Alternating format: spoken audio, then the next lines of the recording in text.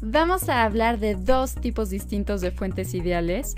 Una es una fuente ideal de voltaje y la otra es una fuente ideal de corriente. El símbolo de una fuente ideal de voltaje es así, y ponemos aquí una indicación del voltaje y se llama V. Y esta es una fuente ideal de voltaje constante. Voltaje constante.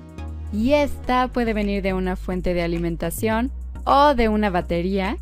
Si es de una batería tenemos este otro símbolo. También ponemos la letra V por aquí. Y la convención de la polaridad para el símbolo de la batería es que este extremo, el extremo que tiene la raya larga, ese es el lado positivo. Y el extremo con la raya pequeña, este es el lado negativo. Así es que esta es la convención para el símbolo de la batería.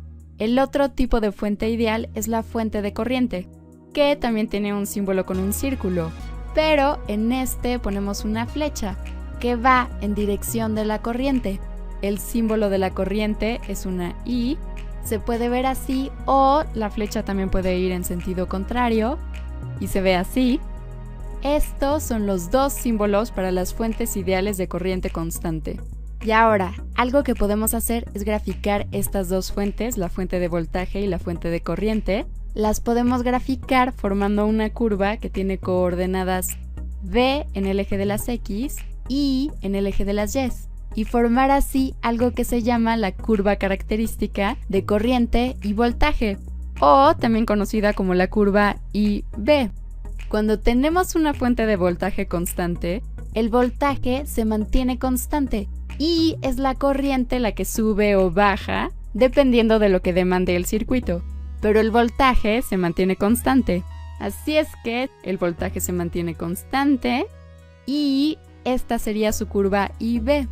¿Ok? Esta es la gráfica de un voltaje constante donde el voltaje es igual a alguna constante V. Ahora, si lo que tenemos es una fuente de corriente constante, entonces la corriente es la que se mantiene constante independientemente del voltaje. Si tenemos una corriente positiva, su gráfica IV se vería así.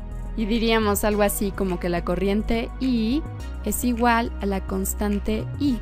Así es que esta es la curva IV, o también podemos decir que es la gráfica IV de un voltaje constante, y esta otra es la curva IV de una corriente constante. Bueno, estas son las dos formas básicas como le damos potencia a nuestros circuitos. Así es que ya tenemos un juego completo de elementos con los que podemos construir circuitos. Electrónica analógica.